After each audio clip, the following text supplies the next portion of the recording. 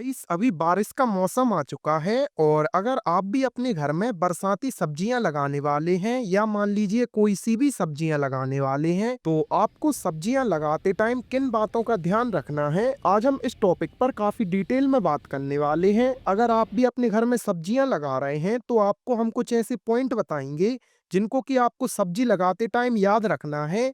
और जब भी आप सब्जी लगाएं तो इन चीजों का जरूर ध्यान रखें, क्योंकि अगर आप इन चीजों पर ध्यान नहीं देंगे तो आपका पौधा अच्छे से ग्रोथ नहीं कर पाएगा, आपका पौधा खराब हो जाएगा। और अगर आपको अच्छी ग्रोथ चाहिए है, अच्छी फ्रूट्स चाहिए है, अच्छी फ्लावरिंग चाहिए है तो आपको इन बातों का जरूर ध्यान रखना है। तो चलिए वीडियो को शुरू करते हैं। तो गाइस, यहाँ पर जो हमने सब्जियां लगाई हुई हैं ये हमारी जो है ये बरसाती सब्जियां हैं, ये वाली और ये वाली। उसके साथ ये बैगन जो है हमारे, ये हमारे गर्मी वाले हैं। और यहाँ पर जो शिमला मिर्च लगी हुई है ये भी हमारी गर्मी वाली शिमला मिर्च है। और गर्मी वाली शिमला मिर्च है और अभी बरसात आ गई है, उसके कारण इसकी पत्तियां जो हैं ये थोड़ी ऐसी दिख रही हैं आपको, अलग अलग से कलर की।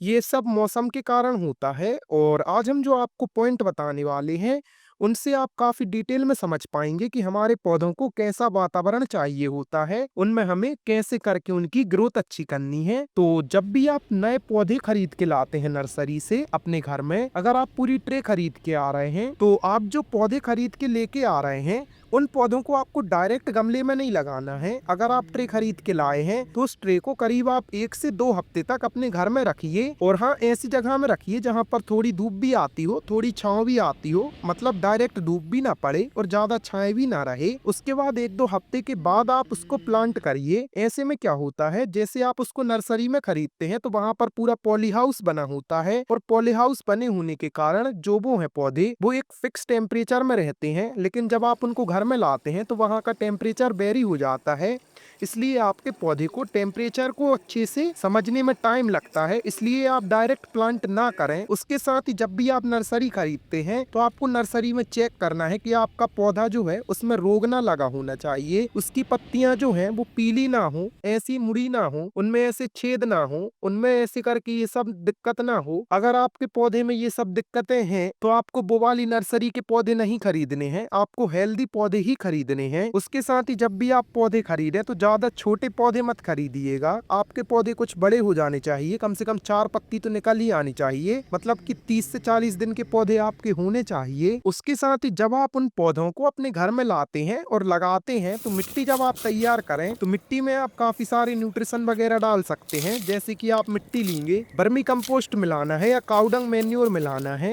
उसके साथ ही आप उसमें काफी सारी अदर चीजें मिला सकते हैं, जैसे कि आपका किचन वेस्ट हो गया, आप किचन वेस्ट भी मिला सकते हैं उसमें। जो भी फर्टिलाइजर उनमें यूज करते हैं तो हम हाईली रिकमेंड करते हैं कि आप ऑर्गेनिक फर्टिलाइजर यूज करें उनमें। और आपको ऑर्गेनिक फर्टिलाइजर अपने घर में कैसे तैयार करना है इसके ऊपर हमने काफी डिटेल्ड वीडियो बनाई हुई है, तो आप वो वीडियोस हमारा चैनल विजिट करके डायरेक्ट देख सकते हैं। और अभी हम आगे चल के और भी बरसाती सब्जियां अपने घर में लगाएंगे और आपको सारा कुछ डिटेल में समझाने वाले हैं आगे चल के। तो आप चैनल को सब्सक्राइब कर लीजिए ताकि हम जैसे ही वो वीडियोस डालें वो आपको सबसे पहले मिले। मिट्टी बनाने के ऊपर भी हमने काफी सारी डिटेल्ड वीडियो ऑलरेडी बनाई हुई हैं, तो अगर आप मिट्टी तैयार कर रहे हैं तो आप वो वीडियो एक बार चेक करिएगा, आपको काफी हेल्प मिलेगी पौधे लगाते टाइम और मिट्टी बनाते टाइम। और जब भी आप अपना जो पौधा है उसको प्लांट करते हैं तो प्लांट करने के बाद आप हाथ से मिट्टी में होल करिए। और होल करने के बाद जब आप वो पौधा लगाते हैं अपना, तो आप पौधा लगाएं तो पौधा लगाने के बाद आप उसमें अच्छे से दबा दें साइड साइड में पौधे के, क्योंकि अगर आपका पौधे को आप अच्छे से दबाएंगे नहीं तो वहां पर गैप रह जाता है रूट्स के बीच में, और रूट्स के बीच में गैप रहता है तो रूट्स में हमारी फंगस वगैरह लग जाती है, जिससे हमारे पौधे की ग्रोथ में काफी बड़ा इम्पैक्ट आता है, हमारा पौधा अच्छे से सर्वाइव नहीं कर पाता। और हाँ, जब भी आप उसकी रूट्स लें तो रूट्स में रूट कॉइलिंग को जरूर देख लें, उसकी जो जड़ें हैं वो ज्यादा गोल गोल गोल गोल नहीं घूमी होनी चाहिए।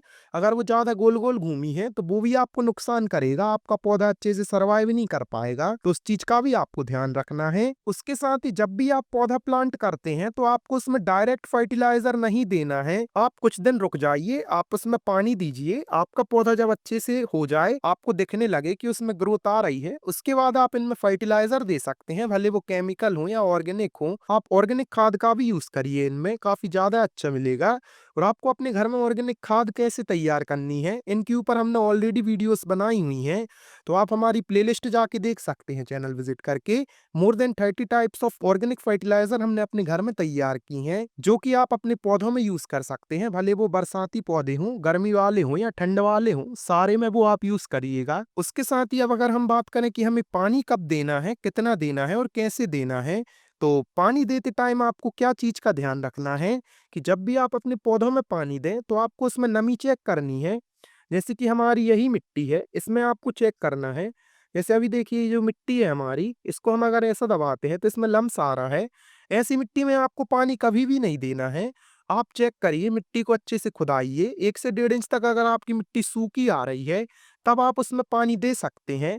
लेकिन अगर आपकी मिट्टी सूखी नहीं है, तो आप उसमें पानी मत दीजिएगा। आप टाइम भी कर लीजिए, आप वेट करिए थोड़ा। जब आपका पौधा अच्छे से सूख जाए, मिट्टी आपकी अच्छी हो जाए, भुरभुरी हो जाए, उसको दबाने में लम्स ना बने, तब आप उसमें पानी दीजिए और इतना पानी दीजिए कि आपके जो ड्रेनेज होल होते हैं, उनसे पानी निकल जाना चाहिए। उसके बाद आपको सेम प्रोसीजर फॉलो करना है। जब आपकी मिट्टी अच्छे से सूखे, 1-1.5 इंच तक नमी ना बचे, तब आप उसमें दोबारा से पानी दीजिए और इतना दीजिए कि आपके ड्रेनेज होल से निकल जाए। इस चीज को आप कंटिन्यू रखिए स्टार्टिंग से लेके लास्ट तक। और फर्टिलाइजर जो है उनको भी आप रूट्स में दीजिए। जब आप पानी देते हैं तो पानी में मिला लीजिए और उनका भी यूज करिए, आप काफी अच्छा रिजल्ट आपको मिलेगा। और हाँ, आपको अपने पौधों को ऐसी जगह में रखना है जहाँ दिन का अगर 12 घंटे हैं, तो दिन के 12 घंटों में से आपके पौधे में करीब 3 से 4 घंटे की अच्छी धूप तो मिलनी ही चाहिए, अगर वो धूप वाले पौधे हैं। अगर आपके बरसाती पौधे हैं तो बरसात में तो कम ही धूप निकलती है। अभी भी कितनी कम धूप है, अभी दोपहर के 12 बज रहे हैं और इनमें अभी धूप है ही नहीं। तो ऐसे में ये पौधे तो हमारे सर्वाइव कर जाते हैं, लेकिन गर्मी वाले नहीं कर पाते, कुछ ऐसे हो जाते हैं। तो आपको इस चीज का ध्यान रखना है कि आपके पौधों में 2 से 3 घंटे की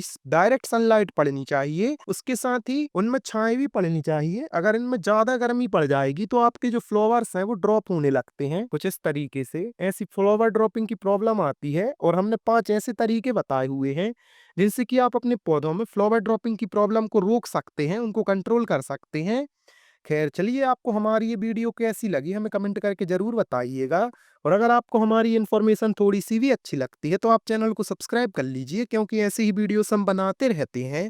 तो चलिए, इस वीडियो को हम यहीं एंड करते हैं और मिलते हैं आपसे कल किसी और ऐसी ही इंटरेस्टिंग वीडियो के साथ। तब तक के लिए बाय।